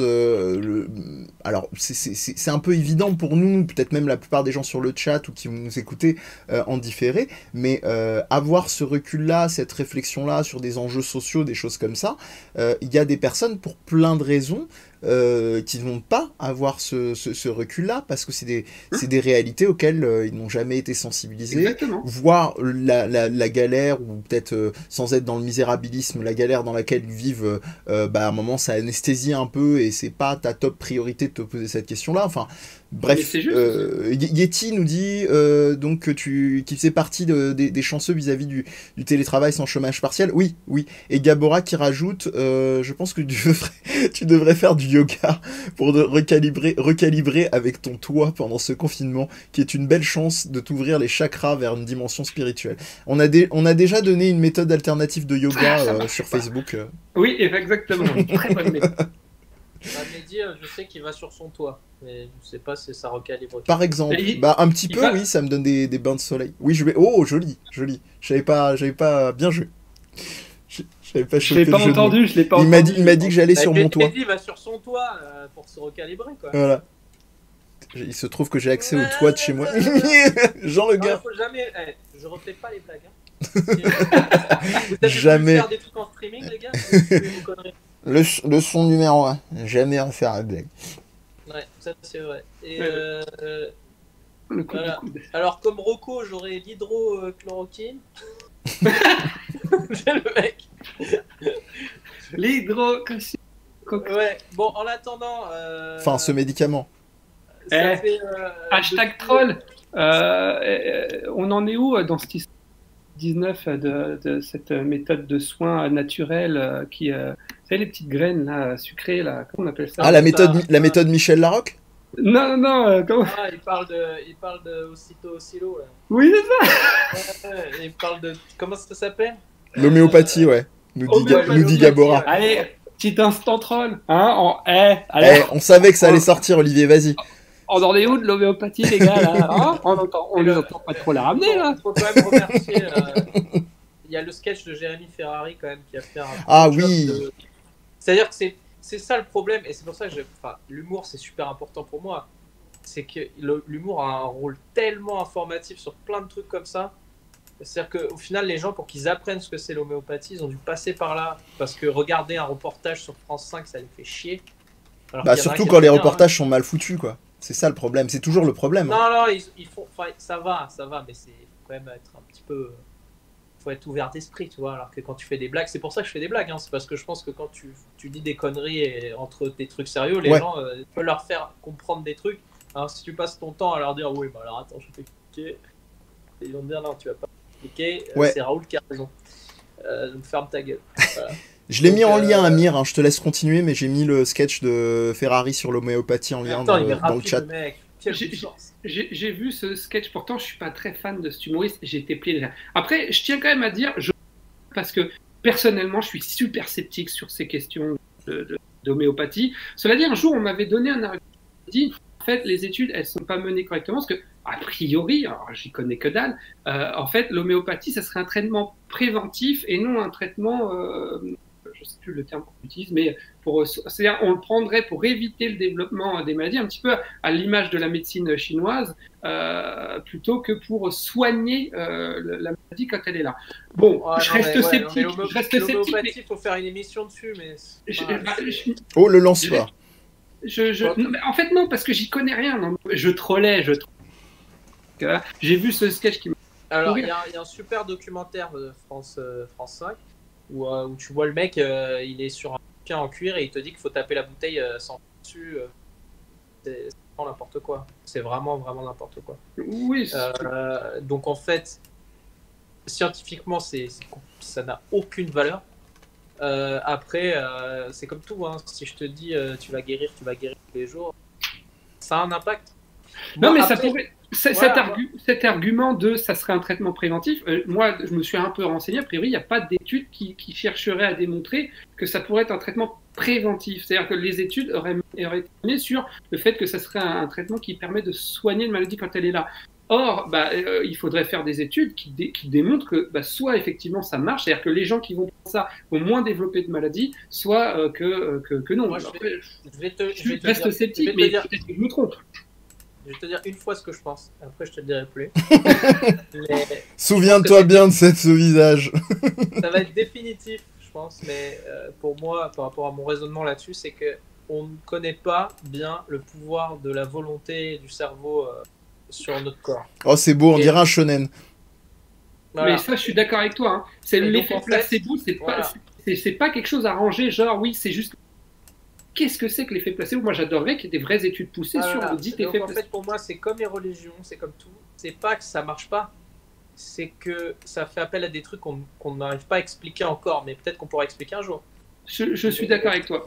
Voilà. Et je pense que la prière, ça fait vraiment quelque chose. Hein. Je crois vraiment. Non, mais le problème, c'est les échelles et les portées auxquelles tu mets la chose. Ton deuxième exemple, Amir, est génial parce que ça fait des années, j'ai envie de dire des millénaires, même peut-être depuis qu'il y a une critique des religions, des monothéismes en particulier, que les gens continuent de s'acharner. Alors que si tu prends d'un point de vue, et je parle sous le contrôle d'Olivier, si tu prends d'un point de vue, comment dire, philosophique, il y a un degré qui fait que par définition on peut pas s'entendre si on raisonne sur un truc frontal au sujet des religions, parce qu'il y a ce qu'on appelle la transcendance et l'immanence au niveau des discours. C'est-à-dire que quelqu'un qui va parler de la religion va pas être sur le même registre que quelqu'un qui n'est pas croyant, fût-il agnostique, athée ou que sais-je. Et ce que je veux dire par là, dans l'exemple que tu donnes, Amir, qui est très très bon, alors que j'ai agrandi donc la famille de l'escroquerie pour troller un petit peu, c'était simplement de se dire, on ne mesure pas la portée, mais c'est simplement qu'il faut avoir un discours juste. Moi, je pense que la portée, elle est mesurée. C'est simplement les discours et les manipulations qui en sont faites. Quand on va te donner de l'homéopathie et te dire ça résout de manière miraculeuse, et les gens juste après vont dire mais non, on n'a pas dit ça. Je suis navré dans la façon dont ils proposent des trucs. Une grande partie des gens, j'entends médiatisés, mais ça vaut aussi pour certains scientifiques, vont te dire de la merde et te promettre monts et merveilles. La religion, c'est pareil, très souvent, ce qu'on va mettre en avant, je reviens à ce que je disais là pour Guy Debord et le côté spectacle, c'est des gens qui sont un peu soit paumés, soit un peu gourous sur les bords, et qui vont te dire la religion sauve, la religion pas. La religion, c'est un fantastique support pour pouvoir tenir, pour pouvoir se retrouver une ressource, de la même manière que certains vont trouver une ressource, j'en sais pas, je dis n'importe quoi, mais dans le sport, vous trouvez une ressource en faisant des podcasts ou que sais-je, c'est de cet ordre-là. Après, c'est une croyance, effectivement. Moi, je suis pas partisan de faire des espèces de classement de lequel il est plus au-dessus, et il y en a un, il est plus au-dessus parce que c'est Dieu ou c'est machin. C'est simplement de rappeler que chacun voit midi à sa porte. Et le problème, c'est que c'est pas fait. C'est toujours ça le problème. Il y en a toujours un ou une qui va venir dans son discours te dire non, mais mon truc c'est mieux. Ou mon truc, comme on le dit en plaisantant avec la caméra depuis tout à l'heure avec Olivier, mon truc c'est la vérité. C'est pas ça, je suis désolé, on peut tout à fait la dimension de la religion comme autre chose. Qu'est-ce qui est problématique en général, c'est quand ça devient un refuge et une excuse à des saloperies. C'est tout. C'est tout, sinon en dehors de ça... Répète la fin.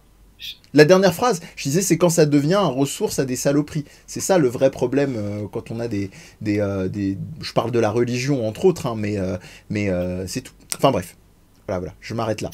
Ça existe même dans la permaculture, hashtag vidéo que j'avais partagé, qui fait de la permaculture et qui en profite pour pouvoir vendre à prix complètement ahurissant des PDF de formation qui te réconcilient avec l'argent.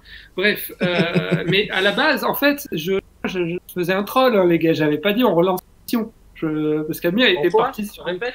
J'avais dit à la base, moi, je faisais un troll, j'avais pas dit, on relance, tu vois, un nouveau sujet d'émission, les gars. Calmez-vous, calmez-vous.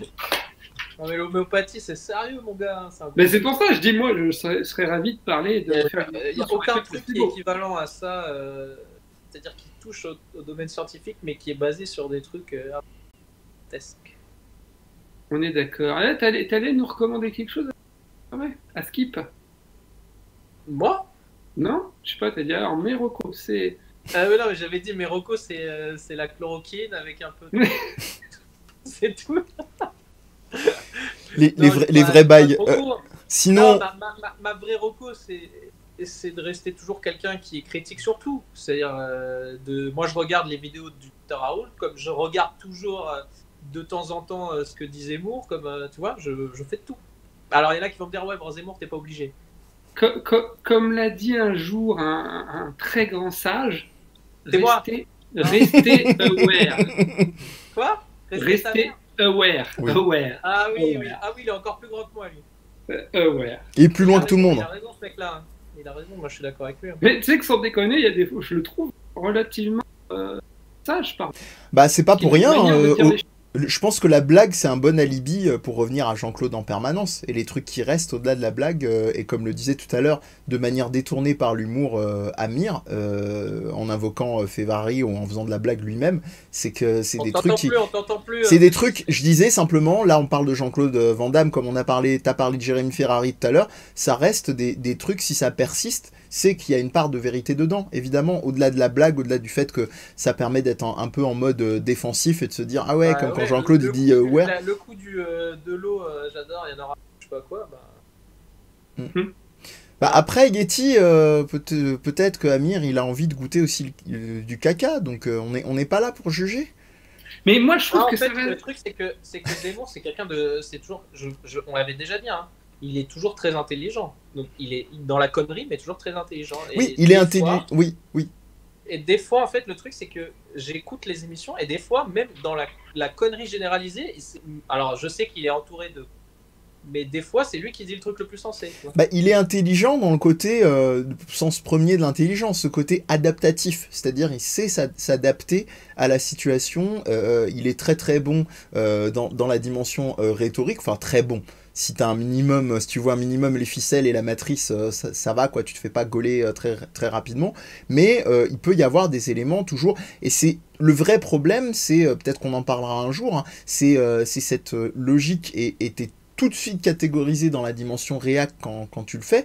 On avait déjà parlé par exemple j'ai découvert dans l'après-coup, d'ailleurs ça c'est Olivier qui me l'a dit, d'un vidéaste donc, qui s'appelle Anal Génocide, et qui au-delà de la blaguerie de son pseudo fait des vidéos critiques sur plein de sujets d'actualité très très intéressantes, et qui est considéré extrême droite, quoi, de ce que me disait Olivier. Et quand il m'a appris ça, je lui ai fait c'est une blague, et il m'a dit non, il y a plein de gens qui considèrent, parce que le mec a le malheur d'avoir de l'auditorat qui font partie du forum 1225 de jeuxvideo.com.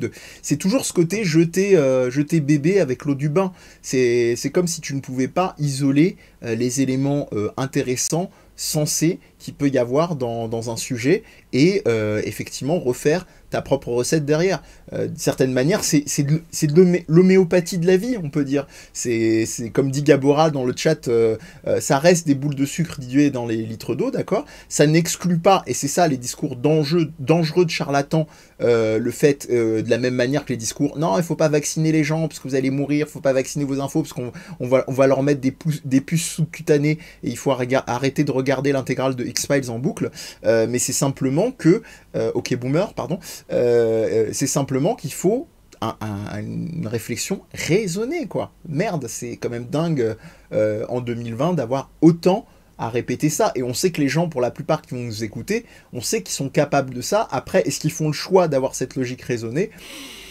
J'en sais rien. Je plus sois. Alors, disons que ça demande quand même beaucoup d'efforts, quoi. Oui, c'est toujours le même problème. En fait, c'est un travail qu'il faut avoir tout le temps sur soi-même, et c'est très très dur. Et c'est un luxe. C'est un luxe, t'as raison de le rappeler. Tu es toujours confronté à des gens qui veulent te mettre dans le « Alors, t'y crois ou t'y crois pas ?» Parce que moi, ou alors t'es chiant quand tu dis ça. Voilà, si tu me demandes Raoult, je te dirais, je sais pas. Je sais pas. Moi aussi, mais je pense que c'est sage de. Hein, je vais citer cette fameuse Socrate qui reste dans son contexte, mais tout ce que je sais, c'est que je ne sais rien. Cette capacité aussi à faire preuve d'humilité en matière je suis désolé, je suis pas virologue, j'y connais que dalle, clairement. J'essaye là, compte tenu du contexte, d'avoir un maximum d'éléments. Et pour avoir un maximum d'éléments, je te rejoins, Amir, dans le fait que je fais partie des gens qui peuvent écouter le discours d'un Zemmour, voire même d'une Marine Le Pen, même si à mon sens, c'est plus intéressant d'écouter Zemmour que Marine Le Pen, parce que Marine Le Pen, je la trouve pas très pertinente en matière de rhétorique, tu disais tout à l'heure ou autre. Bah, c'est parce que ça sert ses intérêts, tout simplement, en fait. Toujours est-il que, tu vois, en matière de connaissance, de compréhension, tu ne peux tendre vers une relative vérité, je mets d'énormes guillemets à vérité, qu'à partir du moment où tu écoutes tous extrêmes compris. À partir du moment où c'est intelligible et que ça amène des nouveaux éléments, parce que c'est sûr que si tu écoutes Didier du 36 qui avec son papier te dit oui j'ai des preuves, hein, moi j'écoute Didier super, c'est beaucoup plus j'ai vu un wagon Covid-19 dessus, j'ai vu un train avec écrit Covid-19 mais bon, pour te donner un exemple, pourquoi je dis que des fois je l'écoute, je trouve que son analyse par exemple sur Macron est intéressante, c'est que ce mec-là n'a pas de chance comparé aux autres. C'est-à-dire que Sarkozy, il avait à peu près le même discours. Mais le problème de Macron, c'est qu'il n'y a que la France d'en bas qui l'emmerde et qui n'arrête pas de lui prouver qu'il en a besoin, en fait. C'est-à-dire à chaque fois, il se trouve confronté aux gilets jaunes. Aujourd'hui, c'est qui? Il est obligé de dire « Ah ouais, mais c'est grâce aux caissiers, mais c'est grâce à tous les métiers, les éboueurs, les trucs qui les emmerdent, tous les métiers de merde qui l'emmerdent. » Il est obligé de dire « C'est grâce à ça qu'on survit aujourd'hui. » Et donc en fait, et c'est comme c'est opportunisme over 9000, voilà. Quoi. C'est-à-dire qu'il se retrouve toujours face à la France d'en bas qui lui dit un gros fuck en lui disant mais non, en fait mec, les cols blancs là, oublie, c'est mort. T'as besoin de... Moi j'ai beaucoup de respect. Enfin, je suis toujours le mec à dire ouais, moi je mets pas d'échelle par rapport aux gens. Tu vois, genre pour moi un éboueur, et c'est pour ça que les gens s'en rendent maintenant. C'est que s'il n'y a pas des boueurs, mais mec, on meurt direct, hein, parce qu'avec les poubelles et tout, mais laisse tomber les maladies, enfin, c'est grave. S'il n'y a pas des boueurs, on meurt. Bien sûr. Premier, quoi. S'il y a hiérarchisation des compétences. S'il n'y a pas de caissière, tu fais quoi, mec? Tu meurs de faim. Tu vois, donc, cette hiérarchisation qu'avaient les gens, moi, je suis content un petit peu qu'ils se la prennent un peu dans la gueule en ce moment, ça fait bien. Ça remet un peu les choses en contexte, tu vois. Ouais, mais j'espère qu'ils vont, comme disait Mehdi, ils vont pas oublier dans. Moi, malheureusement, j'en suis persuadé. Parce qu'il y a que.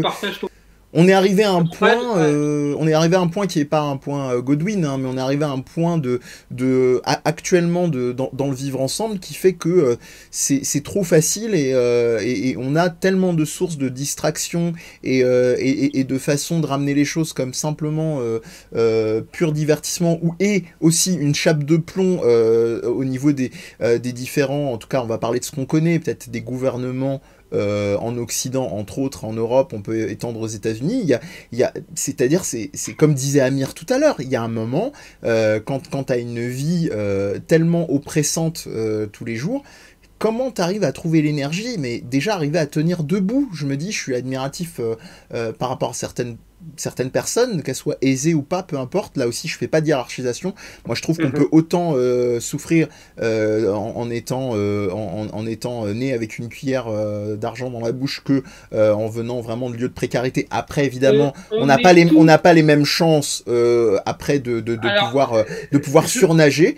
Et je terminerai juste pour répondre au chat avec Gabora qui me dit ce qui est beau chez Mehdi, il dit il a encore l'espoir dans l'espèce humaine.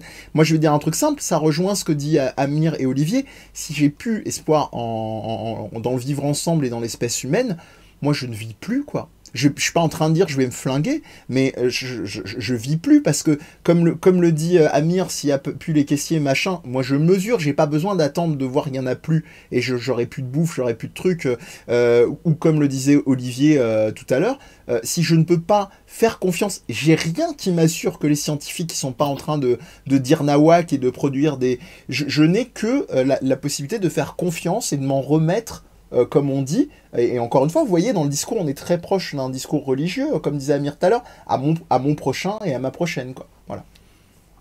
Je rajouterais, même si je comprends ce que tu dis quand on a certains conflits matériels et tout, mais je pense qu'au-delà du fait que je ne suis pas du tout favorable à la hiérarchisation des compétences, je pense qu'on est tous légitimes à la souffrance. Moi, je reçois des gens au cabinet. La première étape du travail, c'est d'abord qu'ils reconnaissent qu'ils sont légitimes au fait de souffrir. Et que ce n'est pas parce qu'ils ont un certain confort matériel ou qu'ils ont accès à telle ou telle chose qu'ils n'ont pas le droit de souffrir.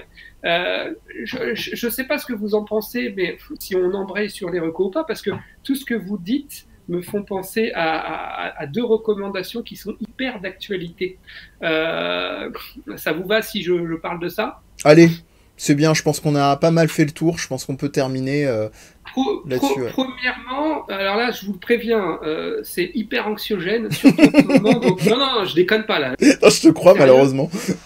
C'est la chaîne YouTube Les Parasites, si je dis pas de bêtises. Ah oui, oui. Et en l'occurrence, c'est leur série de courts-métrages qui s'appelle L'Effondrement.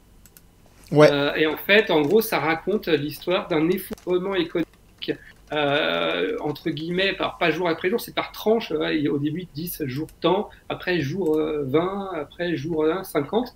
Donc là, par contre, on est vraiment dans quelque chose d'hyper dystopique. Enfin, tu regardes ça, surtout pendant cette période, c'est assez dur. Donc j'aimerais bien quand même nuancer cette recommandation avec quelque chose qui fait référence à tout ce qu'on était en train de dire aussi. C'est le livre La lucidité de José Saramago.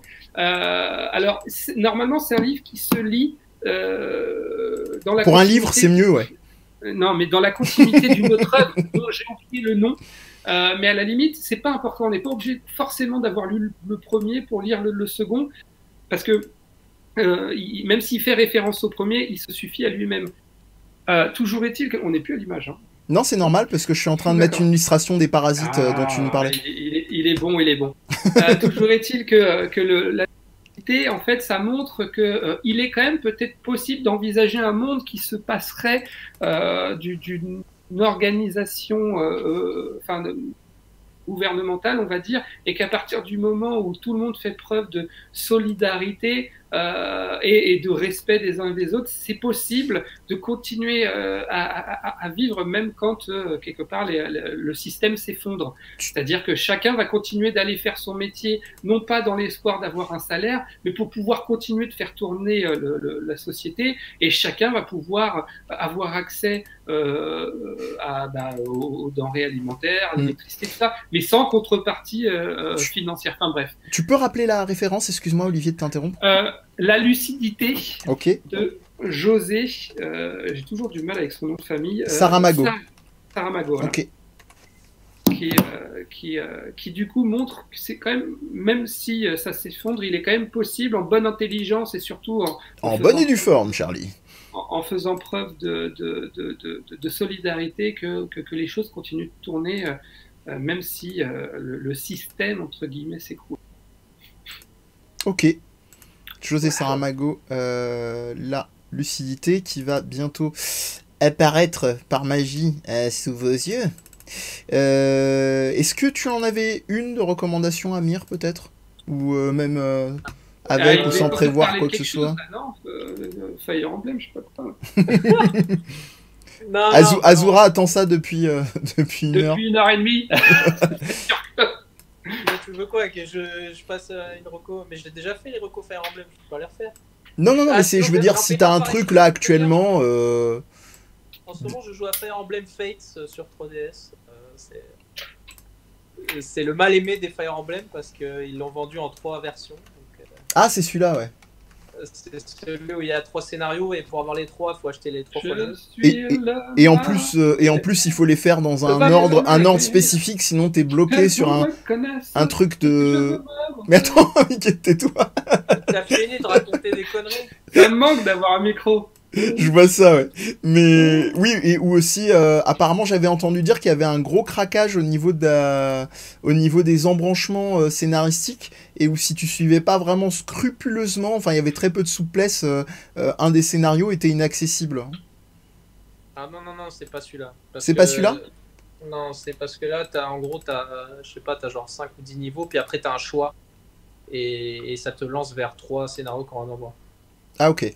Bon, Voilà. ça va alors. Et qu'est-ce que j'allais dire? Que c'était bien, que ça te prenait Non, tout ton attends, temps. il y a Lady Azura qui est en train de... C'est ça, elle est en train de... Eh, fais gaffe, hein, tu parles sous le contrôle. Non, mais il n'y a pas d'ordre, mais par contre, c'est vrai qu'il y en a un, tu peux pas le faire avant les deux, parce que sinon... Ah, je savais bien. Tu te spoil tout, quoi. Oui, Je voilà. disais qu'il n'y a que le 3e qui est vraiment bien. Non, parce que bon, bref, c'est la révélation, quoi. Tu vas pas te révéler le... Il y a c'est Yeti où là la série a tellement pas maté en ce moment. Alors j'ai précisé, ça dépend aussi de voir en face ce que pourrait être un effort si jamais chacun réagit de. Mec, t'allumes BFM TV, tu vas le voir. Non, mais je pense que Yeti, il allume pas BFM TV déjà parce que c'est quelqu'un de sensé, parce qu'ils disent de la merde, et aussi parce que. Moi, et aussi.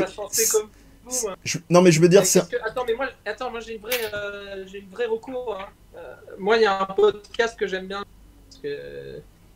Ça s'appelle La Terre au carré. C'est une émission qui a sur Ah oui. Terre. Oui, tout à fait. Voilà. Et en fait, depuis qu'il y a le confinement et le corona, et ben, ils font que des trucs sur ce thème-là et ça me repose. Parce que c'est pas de la forme, c'est que. Et voilà. Vous savez pourquoi il s'appelle le 19, le Covid? Parce qu'il y en a eu 18 autres avant. Non, je t'avoue que j'ai même pas eu le réflexe de m'en regarder là-dessus. Dis-nous. Bah parce qu'ils l'ont découvert en 2019. Allez, bonne soirée. Merci. C'est quand même bien de savoir un truc aussi basique, non? Non, mais tu vois, ça fait partie. Je sais pas si vous aviez vu ça. Je tournais sur Facebook une page de. D'ailleurs, en plus, c'était avant une page de publicité, ouais, on a vu, ouais. Non, avant qu'il décède, mais comment s'appelle Astérix Uderzo. Où il y avait coronavirus. Ah, regardez, ça a été dessiné en 1980 et quelques. En fait, ça datait de 2017, c'était l'un des derniers albums qui était sorti, et puis le coronavirus, c'est pas la première forme. Tu vois, les genres de trucs qui sont partagés, et puis tout le monde parle, t'as vu, c'est quand même formidable. Enfin bref, non, calmez-vous les gens. Formidable.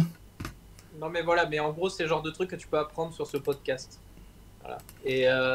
Et tu peux apprendre des choses sur est-ce qu'il pourrait en avoir d'autres, comment il pourrait évoluer, mais avec des vrais mecs. Comme les Pokémon. Youtubeurs, complot. Pas avec la vulgarisation. On devrait monter un channel, on l'appelle Complot TV, et on raconte que de la merde. Ah bah il y a bien Malaise Télé, pourquoi pas Complot Télé? On cartonnerait, hein. Je pense aussi. Pour ma part, moi je vais vous recommander un animé qui a repris, je crois, tout juste aujourd'hui, sa saison 2. Donc c'est High Score Girl. Par rapport aux autres refs un petit peu plus anxiogènes, tandis que je resize en prise directe, je vous prie de m'excuser. C'est sur Netflix et c'est un animé, pour ceux qui n'ont pas du tout découvert, qui raconte donc l'histoire de 3 enfants, enfin principalement donc les 3 qu'on voit vraiment au centre de l'illustration, avec un petit triangle amoureux, hein, c'est très basique, qui va se faire autour des jeux vidéo. Donc en gros, c'est des très gros hardcore nerds, jeux de baston, arcade, RPG, machin, et c'est plutôt focus sur les années 80-90. Ok, boomer. J'emprunte l'intonation à Olivier qui a bien raison, comme ça permet de distinguer du ok boomer. Et vous avez en gros leur romance commence autour d'un... Quoi? Pardon, Amir? J'ai dit ça a une bonne tête en tout cas. Ouais, en fait leur romance commence autour de... Attends, l'image, j'arrive. Où est-ce qu'il va le gars? La romance commence autour de comment on appelle ça, de Street Fighter 2, parce que les deux persos principaux, qui est le jeune garçon tout en bas et la fille tout en haut, se fight sur Street Fighter, avec notamment le garçon qui utilise une espèce de strat, hein, une espèce de strat, c'est les techniques en jeu de baston, donc stratégie, qui consiste à vraiment acculer le personnage dans le fond et à faire des projections, et donc ça le fait paniquer, etc. Et elle utilise Zangief, et donc voilà on va dire leur amour-haine, parce qu'il y a une rivalité aussi d'un point de vue social, parce qu'elle vient d'une très très grosse famille hyper bourgeoise qui a des moyens de ouf, mais à qui on empêche d'avoir des relations, on va dire, entre guillemets, avec la plèbe, avec ces gens qui jouent aux jeux vidéo. Et voilà, c'est très très chouette, c'est super divertissant, c'est assez drôle, c'est parfois malaisant, mais je dirais de manière un peu constructive d'un point de vue social, et voilà. Je vous invite à regarder ça si vous voulez un truc un petit peu plus léger, entre guillemets, que les autres recommandations qu'on a pu faire, qui sont un peu plus frontales. Mais ça n'empêche pas que les autres recommandations sont très très bonnes. La lucidité, au contraire, c'est plutôt quelque chose qui montrait que autre chose est possible. Toujours est-il que ça, je savais pas que c'est génial. C'est génial, comme dirait Link. Mais la saison 2 sur Netflix? Oui. Oh putain, tu m'as fait kiffer là. Tu peux pas savoir. Non, mais Elle vient d'arriver, je crois qu'elle est arrivée genre ce matin ou dans la soirée. Oh putain, mais je plus sois ta recommandation. Si tu peux remettre l'image à l'antenne au niveau de la régie, parce qu'il faut savoir qu'en fait, à la base, ça c'est une adaptation d'un manga papier. Oui, tout à fait. J'ai oublié de préciser, merci. Et qui, tu as remis l'image à l'antenne aussi? Mais elle y est toujours, normalement. Non, là, il y a ta recommandation. Tu voulais... ton insert. Tu voulais quoi comme... L'image, notre image à nous. Vidéo, pardon, excuse-moi. Tu m'as pris de court. Appuie sur le bouton. Non, putain, tu m'as fait kiffer pour de vrai. J'adore cette série. Du coup, j'en profite pour recommander du même auteur, enfin, en format papier, Beep Beep Boy, alors vous les achèterez quand vous pourrez sortir de chez vous. Je sais pas si j'avais pas fait déjà cette recommandation, mais je m'en fous. Je la refais. Il y a que 3 tomes. Non, mais et franchement, je trouve ça génial. Comme tu disais tout à l'heure pour l'autre série, c'est un peu malaisant. Il y a encore plus le côté malaisant parce qu'il parle. Là, c'est carrément autobiographique. Dans Beep Beep Boy, donc il te parle aussi de la réalité de son existence de gamer à tendance /nerd, mais au-delà de ça, au-delà de la manière dont c'est narré, il y a aussi le fait que quelque part c'est presque une œuvre à dimension historique en matière de jeux vidéo. Ça te raconte un peu l'histoire des jeux, du développement des jeux d'arcade et des consoles de salon, machin, relativement documenté sans pour autant être peu. Donc pourquoi tu sais qu'on la voit ta souris média. Ouais, je sais. Oui. C'est pour faire le con avec Link, le gif de Link. Pour ceux qui connaissent pas, c'est Link de Zelda dans la version CDI. Voilà, j'arrête. Qui dit c'est génial. Donc non, c'est pour ça que j'étais cherché. Est-ce que quelqu'un de vous a vu Demon Slayer ou pas? Non. On dit quelque chose ça. C'est parce qu'on a catégorie, mais on devrait avoir une catégorie. Qu'est-ce qu'on voudrait voir ou qu'est-ce qu'on va voir? Demon Slayer, oui. Et je pense que ça, c'est le truc qu'il faut que je regarde parce que je vois bien que ça prend trop une grande place dans l'univers manga en ce moment. Mais je veux savoir pourquoi. Je voulais savoir si vous saviez pourquoi. Mais bon. J'ai pas encore fait moi non plus, pour être très honnête. Donc, je reprends quand même un petit peu le chat très rapidement. Getty qui me dit, si je dis pas de conneries, il y avait déjà eu le cas d'un coronavirus à partir d'un chameau. Ah ça, j'étais pas au courant. J'avouerais. Mais le SARS-CoV-2, c'est pas une coronavirus, ça. Gabora qui nous dit grosse saveur Ice Core Girl, qui rejoint apparemment complètement Olivier, surtout pour les amateurs de Street Fighter 2, ouais, tout à fait.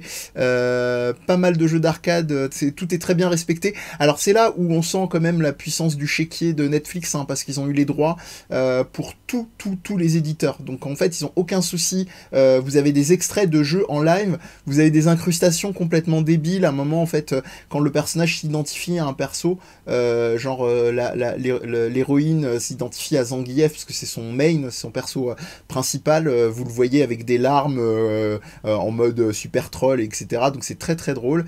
Voilà, Félix qui passe par là en mode dans le chat pour nous dire coucou. Les deux sont trop bien, de dire RLA Ordi, il y a des histoires qui se ressemblent alors que tu vois à quel point il est inspiré de sa vie pour Ice Core Girl. Je pense aussi, ouais.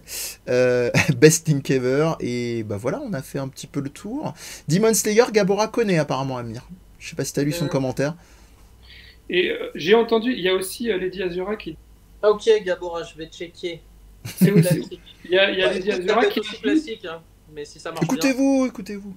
Il y a les Diaspora qui ajoutent, et c'est ce que j'avais entendu, que a priori le scénario n'est pas fou, et je l'ai beaucoup entendu ça. Que en fait, bon, c'est cool, c'est fun, l'animation a priori est pas mal, mais le scénario, et moi j'avouerais que le scénario est pas fou, j'ai vraiment du mal. Hein, à accrocher. Moi, ce qui est important, c'est comment c'est raconté. Même avec un scénario de merde, si c'est bien raconté, moi, j'aime non, pas mais- les scénarios compliqués qui sont mal racontés. Mais c'est pas attention, un bon scénario, c'est pas compliqué, faut pas déjà comprendre. Vitesse et précipitation, c'est Alors, ça? ça va, on la connaît à force aussi. Non, mais ce que je veux dire, c'est que c'est pas ça. Je dis pas qu'il faut que ça soit compliqué. Je suis désolé, mais moi, mon manga référence ever, c'est Bonne Nuit Poon. Bonne Nuit Poon. Oui. Le scénario n'est pas compliqué. Il n'y a pas plein de ramifications dans tous les sens. Mais le scénario est C'est hyper touffu. intéressant, hyper riche. En fait, après, je dis juste que j'ai souvent entendu cet argument. Je ne l'ai pas encore fait. Je le ferai certainement, mais j'avoue que si moi, il n'y a pas vraiment de scénario, je vais vite. Ou alors, il faut vraiment me faire un truc à la. Ça s'appelle. One Punch Man. Non, il faut assumer. One Punch Man, Dragon Ball. Se relancer. Non, One Piece.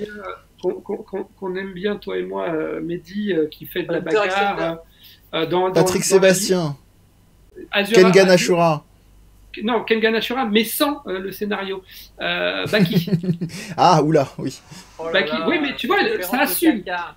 Ça assume. Mais oui, mais là, ils assument complètement. C'est du what the fuck. Ouais, mais t'as aussi la dimension de cohérence, mais là, ce serait un autre sujet, j'ai envie de dire. Tout à fait. Tu t'es fait. Voilà, sinon Marocco, je sais pas si on la voit là. Ah, vous avez vous avez les coulisses du tournage, en fait. Oui, Ouais. oui. Qui est en face de l'émission. Voilà. D'ailleurs, vous m'avez coupé pendant que j'étais en train de faire ça. Final Fantasy VII Remake, hein, je pense que vous aurez pour la plupart reconnu. Mais Zokazu. Bon, voilà. Voilà.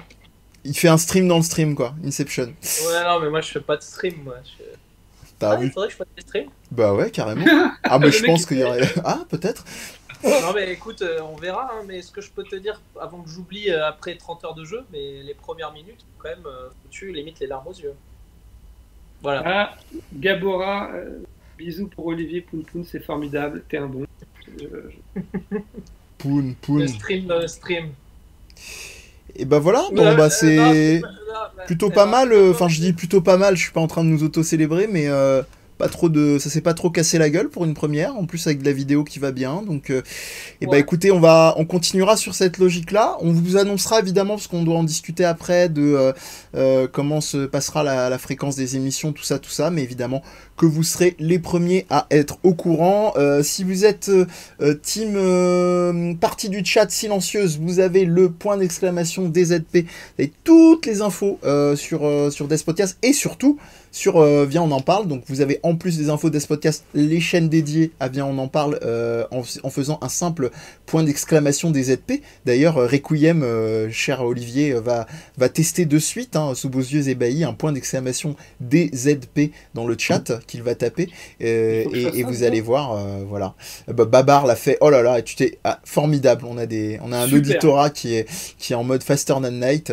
Moi, j'étais pas réveillé. Et comment et voilà, je ne mentais pas, vous avez tout ce qu'il vous faut, là où il vous faut, pour retrouver nos infos et nous retrouver, Amir, Olivier et moi-même sur les internets. Et bien écoutez, on vous dit à tout bientôt, on vous tiendra au courant, et d'ici là, prenez soin de vous, c'est l'essentiel, jouez bien, regardez des trucs sympas. Lavez-vous les mains. Lavez-vous les mains, et voilà, et faites pas trop de big bisous, comme disait contrairement à ce que disait Carlos. Allez, moi je vous dis dans... C'est bien d'aimer Fire Emblem. C'est ça. Et les pouces bleus, comme dirait Ibra TV. Donc voilà, on vous laisse là-dessus. Et puis moi, de toute façon, je vous rejoins j'aurai peut-être un tout petit peu de retard parce que je débriefe avec les copains, mais je vous rejoins pour le live d'ici grand max, une demi-heure, quelque chose comme ça. Donc j'aurai peut-être 10-15 minutes de retard sur le live de 19h. Allez, à tout à l'heure. Ciao.